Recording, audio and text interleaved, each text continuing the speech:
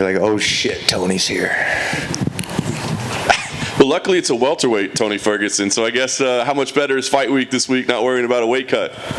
It's good, man. I had a slushie this week, which is pretty cool, and I had a soda going into an elevator, and whoever has that picture, the fighter, sent me that shit because it was funny as heck. They were looking at me like, you're crazy. 170's home. I love it. So is this going to be the future moving forward, do you think? This is where I hang my hat. I'm 14-2 with mostly knockouts at 170. So, like I said, it's where I hang my hat, and 155's home too. So I'm here to collect. Nice. Last fight, obviously, man, everything was going great until it wasn't. I'm just curious, I mean, knowing the effort that you put in and how good you looked, how difficult of a result was that for you to kind of accept? Not really. I don't remember being on the stool. I remember him getting his hand raised, talking to Chuck. I remember walking out towards the ambulance, and I was like, oh shit, yeah, you lost. Ah, fuck. Went back to the drawing board. For 2 months, I started lifting heavy. Real heavy, because I knew what I was going to do subconsciously. So I was like, okay, cool. Talked to the brass. We said it was cool for 170 or 155 pounds, whatever I want to do, shot call. And they had an opportunity for me, so I took it. And I went to Jackson Wing for this camp. I went for Black House a couple times, but most of the time, all I did was I took these opportunities how I needed to. I stepped in a cage for the practice room for the first time in about 5 to 6 years. I mean, it's been a while since I practiced in a cage, guys. I've always been on a mat. And it's been the first time I sparred since 5 or 6 years as well. So it's a little bit more interesting. I've been doing this by the, you know what I mean? It's kind of like, you know, by the sweaty balls, I guess you would say, and just going in there and doing the shit. But it's different now. I put deodorant on. We're cool now. You know what I mean? We're cleaning it up, and we're going in there, and we're gonna have some fun, man. You guys are gonna see old school T, and I'm not talking myself in the third person either. But we like that. What is the plan moving forward for your training? Like you said, you got some different looks and stuff. I mean, do you think that's kind of the idea is to just move around, or is it to set up a home base somewhere? What is the plan? No, man, I went fishing. And what I got was a bunch of trainers that I believe in. I've always had my eyes on a couple of these people, like just a scout. I'm a scout. I know what the fuck to look for. I've been playing sports for 30-some years, 34 years. I've been playing sports at a high level. And the last time I put a great team together, we went on 12-5 victories. And we just made it happen. We started at a park, went to Big Bear, made up my compound. You know, I had trained out of my garage for Khabib at UFC 209, scared the shit out of that dude. And you know what I mean? We're just putting all the pieces together. And this is like not a final piece, but what this is like that part of the puzzle that you just keep, you know, the frame is done. Oh, cool. Now I can work on the inside. I can do all this stuff. And I got some really good people that are helping me open my eyes with some things that I cannot see, which is the trust. And it helps to be able to be in an octagon, get some sparring in, and get the great training that I really need. Nice. Li Jingliang as an opponent, break him down. What do you see? What kind of challenges does he present for you? Li likes to scrap, man. He likes to go in there. Obviously, he knows I like to scrap. We're gonna go in there. We're gonna impress a lot of people, toe to toe, balls to the walls, and we're gonna go in and make some fireworks for you fuckers. Last thing for me, what is success here for you, Tony? I mean, is this all about, you know, results oriented? It's got to be a win. I'm trying to cut swearing too, by the way, guys. It's hard. Fuck.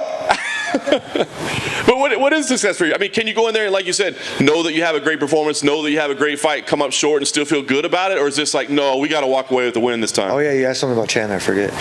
Going into the Chandler fight, cool little secret. I was looking for an outside sweep single. I was looking to bait him. I didn't even throw a punch. I was like, I'm going to take this fucker down. And just finish the fight. And this it didn't really work, man. I was looking, and I was paying attention to the wrong leg. I didn't pay attention, and obviously got booted. In the first round, though, we were picking him apart.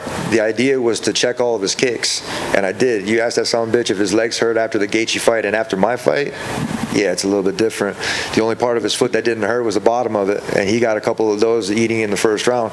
So I guarantee you in the corner, he went back, and he's like, fuck. Because he even said he doesn't throw that kick, right? So in wrestling, that's called mirroring. And he did it. I got caught with it, and shit happens, dude. You know what I mean? Props to him. And I use this analogy that I've been helping people up from where their level has been. When I first took the fight with Gaethje, preparing for a grappler for half a year, taking a striker fight, it's kind of like the same thing with the Landon Venata fight. I'm like, what the fuck? Oh, here we go. I guess there was only a striker. You know, and shit happens with the UFC. They like to make the matchmaking. They like to switch things up. But essentially what it is on the fighter to always be ready. And that's how I am. They can trust in that. They can trust me to bring back sports in the pandemic. So why not go up to 170, handle business, and come out with my hand raised in victory. Tony, over here. After the Michael Chandler fight, you went and you spoke to a few of the media, and you sounded really positive about your performance. Was there something about that first round that reminded you could be competitive with the best in the world, that proved to you that you're still on the right path? Fuck no. I know I'm always on the right path. I'm going to be real. I've come to consideration of what I really needed to do. I mean, I have a football ring right here, and I was going to say the 2 years that we've played I played varsity for a long time, but the junior and senior year, we were 27-1, and we won state, and we almost came back to being back-to-back champions. Shit happens. It was one of those things where you take those learning experiences, and sometimes you can't get it back. Your senior year, you can't go play back, unless you're going at a higher level. For me, I have all the trophies and the medals and all the charts and everything, the Ultimate Fighter trophy. I have a Fighters Award trophy. I have a belt. I have the titles. I have these things. The Hall of Fame is right there, but I'm considered already fucking in it. When that time comes, it's always looking for something to be better at or to have another goal. I haven't looked at that new belt like it was something I wanted for a very long time. And I started watching a lot more film and kind of like seeing everybody get that belt, because I'm an old school guy. I love to get all the old school stuff, and it's collecting checks and choking necks all day. So I'm here for the right reason. When you look at the welterweight division, right, it's always refreshing when you get to change up some of these opponents. Are there guys in that division you look at and think, that's a fun scrap, that's a fun scrap? All of them are fun scraps. Everybody's a little bit bigger. I'm faster and I'm stronger. So they're going to have their hands full no matter who's in front of me. And, this weekend is Li Jingliang. So we'll try there. We'll start there. And we're going to come out with our hand raised in victory, man. He's going to have a long ride home. Obviously, at 155, this fight between you and Conor McGregor was always discussed. Do you think that's just behind you now? McNuggets. Do you think that lost the sauce? Do you think that one's just completely gone, or is he now going to be at 170 and you can fight there, or how do you think that one? Goats come and go, but boats stay float. I'm a boat. I'm the best of all time. You know what I mean? That's a title that won't go anywhere. I'm always going to be the fucking champ. Nobody's going to ever do what I have done for this sport. I brought back sports for the world, man. And that took a lot of balls, and that took a lot of teamwork from my management, Dana, and just anybody else who was in that for the last 3 days trying to figure out what we wanted to do. And to see that from how we are now and just kind of like just paving the way for everybody. Everybody loves this fucking sport, and I'm very glad that they do, because we work fucking hard, man, in this sport. I can't say anything about boxing because I'm not a professional boxer, but I see them training just as hard. And if you're in a high-level competitive sport, you better love that shit, man, and try to figure out what you really want to do. And I've got what I want to do. Last one from me. Great main event on Saturday. I'm curious how you see the fight between Nate Diaz and Khabib going. Double knockout. They knocked each other the fuck out. Tony, you said we should expect you the old tease. I see you dyed your hair. Is that part of it? Like, because you did that for years. I was just going too fast. The color faded, and I can't really do anything about it. It's something different. Like I said, I've always done it, and people just have jocked my style for a long time, and I stopped doing it. You know what I mean? I'm a cool guy, and when somebody does something cool like I do, I'm gonna be like, fuck it, I'm gonna go do something else. It's just not following trends. It's not doing anything else but just being me. And I like being me. 170 pounds, 155 pounds. Last time I scolded everybody, you know what I mean, which was cool. I don't have to do that. I said my piece already. I don't have to be an asshole. I can go in there and do what I want to do because I do what I want. And it's because I work my ass off. I love Vegas. I love how it is. It's Vegas strong all day long. And I'm here and happy to present myself at UFC 279. So when you see Charles Oliveira's hair dye, you're just like, I did that first? Nah, I don't really care. He's my student. And if you realize that, like I said, I did zero jiu-jitsu preparing for that kid. And that was a funny one, but that was during pandemic. It was some just random shit. Didn't happen. Hey, can you guys make it? No, man, I'm across the state. All right, shit, fuck it, whatever. I'll see you guys sometime. And just making it happen, just trusting in my training from Coach Eddie, which I did, man. That dude couldn't tap me out. It was crazy. When he had my arm out there, I was thinking of my kid, because my kid's kind of not double jointed in that shit, but I was like, fuck it, I hope I am too. And just making it happen, man, and just being and smiling throughout the whole entire journey. You know what I mean? If you're backpacking across fucking the whole entire state or running across it like Forrest Gump, you better enjoy some shit. Have somebody buy you some new shoes. And you were pushing pretty hard to try to, I think it was to coach the Ultimate Fighter against Khabib, like team versus team. Was there any? We got the green light, bro. We're waiting on Khabib's fat ass. I actually called him Khabib. Did you guys hear that shit? We're waiting on Fathead's fat ass. And I'm gonna be real with it. We got the green light from the brass. Went and talked to them. We got the green light from his coach. We got the green light from his agent. His agent comes up and tries to hug me. He was all in pink, fucking looked like Pinky from Friday. It was funny as fuck. There he is, a bald head. and just you can spot him anywhere, and he comes up and he's like, let's do this. And in the reality, we're just waiting for Khabib's fat ass. So I mean, he's the one that's scared. Regardless if it's a fight or not, we'll go and coach, and I'm sure we'll make it entertaining. I'm sure he'll break before the fighters are on that team. And I still got some good material that I haven't used yet, so I'm just waiting for that day. Do you think you can be the one to get him back out of retirement during the season? I am the one to get him out of retirement. That dude's not retired. When it comes down to it, when you lose somebody, you have to take some time off. You have to think and do whatever you have to do. But his father had said that the fight to make would be myself and Khabib. And before he passed away, he did say that. And Khabib has that in his mindset. I gave them 4 fights of film. The idea was to take competitions and to be able to give him film. So that way he could feel a little bit more comfortable coming inside the cage. Because I did tell him one time, I was like, when you're locked in there, nobody can help you. And you guys remember when he surrounded me and my family here at New York, which is a little bit crazy. I don't fuck around. It's the same fucking way. And the thing with Khabib, if we do fight, that's for them. This weekend is at UFC 279 against Li Jingliang. He's from China. He's a tough motherfucker, and I'm going to go in there and have my hand raised in victory. Ankle pick. Tony? Yes, sir. To your right. Hey. With you and Nate. Your other right. With you and Nate being on the same card, he said that he wanted to fight you. Was that fight ever on the table? I think it was. Shit, like I said, shit happens. You kind of just don't understand where the matchmaking is. They'll say that you got to fight, and then they'll give the fight to somebody else or whatever that's going on, contracts.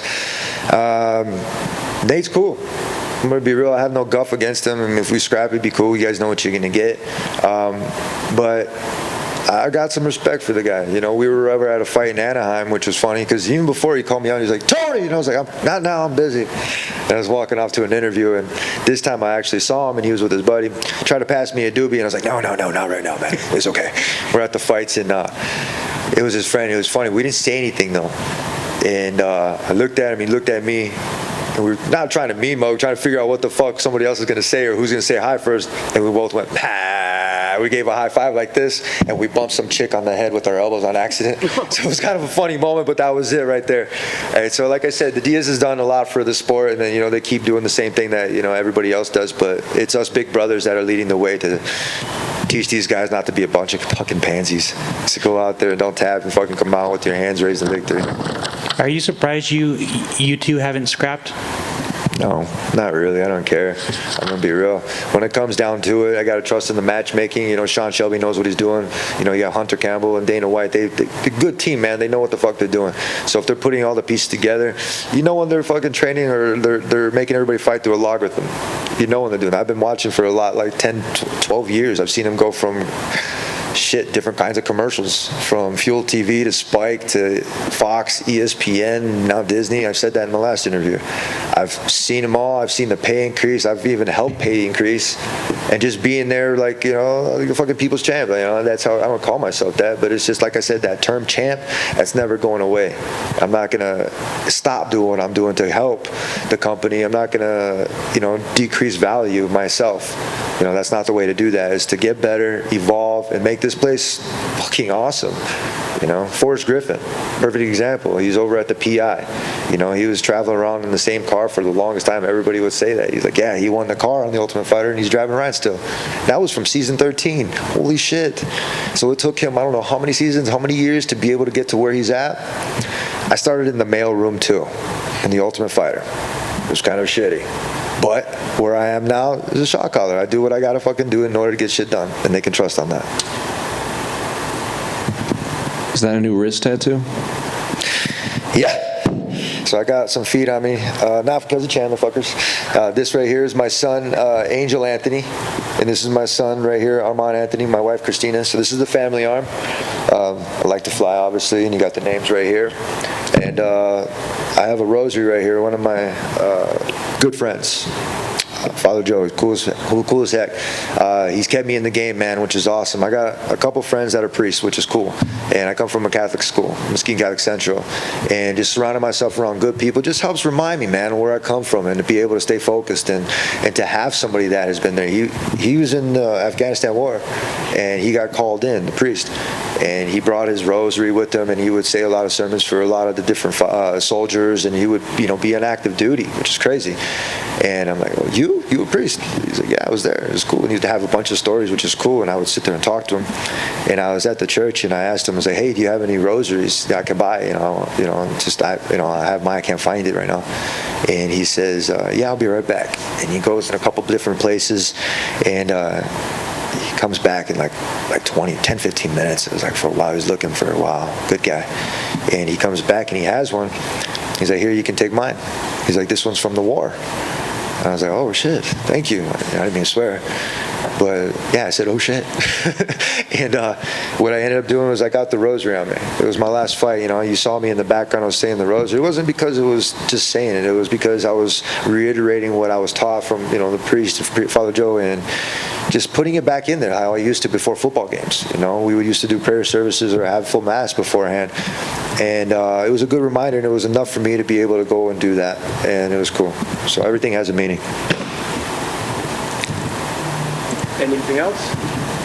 Tony, gracias por tomar tiempo para hablar con la prensa. ¿Qué pueden esperar tus fanáticos que te siguen, te apoyan, no importa triunfos o derrotas este sábado contra Jing? Estoy suerte yo tengo muchos fans para soportar esta línea. Me da duro todo el tiempo cuando yo estoy practicando, pero no hay personas que ver. Y entonces solo una noche que todo el mundo ver que yo estaba practicando. Y es importante para ser mexicano, pero porque hay mucha gente en el mundo que necesitarlo. Y este fin de semana contra Li Jingliang, yo estoy listo. Estaba preparando muy inteligente con los otros gimnasios y mezclaba todos los movimientos y las técnicas. Y yo estoy listo para todo. Te da un poquito de más energía, más énfasis que en esta misma ciudad ganaste tu título interino del peso ligero hace unos cuantos años sobre Kevin Lee. La gente en esta ciudad es muy, muy amable. Teníamos mucho duro en esta ciudad, como el mismo año, como el día antes del Fight Week, hay un problema y con el shooting. Y para yo es diferente porque hay una parte del noche, yo estaba en el Walmart y mi familia está en el church, en la iglesia, y en la iglesia es al lado del como el shooting. Y mi esposa le dije, entonces nosotros vamos al hotel porque el papá le quiere para visitar la music. Oh shit. And I didn't know. Y durante mi viaje a Walmart para comprar las comidas, yo tengo una llamada y le dije, mi hermano le dije, hay una shooter, hay dos shooters, cuidado. Y yo tengo 5 miles de mi familia. Y entonces nosotros necesitamos ir al hotel para encontrar mi familia. Y hay todas las calles están ciertos, closed. Y entonces manejar arriba como las otras partes y encontrar the opening of the hotel y encontrar mi familia y yo ver la televisión. Y hay muchos problemas en el televisor, en todos los canales. Y mi opinión para esta ciudad es diferente de las otras personas, es diferente. Y mi opinión para esta ciudad es mucho fuerte y muy fuerza y tenía muchas ganas porque hay muy duro en esa parte, pero ahora es diferente. Hay un edificio nuevo de Raiders. En esta parte también hay una Apex. Y hay muchas cosas nuevas. Nosotros estamos muy, muy lucky, I guess you would say. Qué bueno, man, que tienen suerte. Y en sí lo que estás diciendo es que aunque hayan cambiado las cosas, tenemos al mismo Tony y finalmente Un pronóstico, decisión, sometimiento, ¿qué podemos esperar este sábado con tu actuación? Estábamos preparando muy inteligente para los otros gimnasios. En este fin de semana me voy a mezclar todas las técnicas contra Li Jingliang. Es diferente, mi energía es muy bien, estoy sonrisa todo el tiempo porque me comes todas las comidas ricos de español, como los tacos y burritos y Slurpees from 7-Eleven, y como es diferente. 155 piso ligero es diferente para yo. Para este welterweight, esta es mi casa. Es un lugar que me poner mi gorro aquí. Y en esta parte me voy a llevar el gorro y colectar mi dinero. Gracias, man, y buena suerte el sábado. Gracias, gente. Compa. Tony, just one question over here, Johnny, with iHeartMedia Salt Lake. What's cracking? Going back to your amazing run on Tough 13, you finished all your tough opponents. You were so focused during that whole season. You'd show up with suits for before your fights. You also used to keep a box of dreams. Now, I'm just curious, looking back at your amazing career, everything you've accomplished, did you accomplish those dreams? Yeah, I had to. My coach would tell me all the time, when we first showed up at Grand Valley State, when I did, and he called me in, he sat us all down, gave us a note card and a pen. That's Coach Dave Mills from Grand Valley. He says, I want you to write down 3 goals. I want you to write down 1 goal that you can accomplish within and everybody, listen, I want you to do the same shit. I want you to write down 1 goal that you can accomplish within the first couple weeks here. The next goal is I want you to put another one in that you can reach within a half a year or a year. And the third goal, I want you to have one, regardless of what it is, big mansion or big expensive car, whatever it is, I want you to put that on there, whatever is unobtainable. And each time you complete a goal, you're going to get closer and closer towards that third goal. You would put your quote of your favorite athlete, sign it, your weight, height, all that good stuff. But what was important was those 3 goals. And in the dream box, I would do that. I would put my energy and put my mindset on what I wanted. I would put that and put it in the dream box. And over time, what ended up happening was the dream box still there, but I started just keeping it inside, keeping it interior here, and not letting anybody do that. And I did that because it was my comfort zone. I never let anybody in my comfort zone. I said, fuck all you guys. But pardon my language, but it's cool now. I don't have to be who I have to be in order to get shit done here anymore. They understand where I come from, and they understand that I have a lot of following, that we can get shit done. We don't have to be angry against each other. We can go out there and be civil and get shit done. If we have to be mad, whatever. You see Cam's at. Shit happens once in a while, but if you're going to do something, you're going to do something. I'm that kind of guy to do something. I'm that type of guy. Awesome. Thank you. Yes, sir.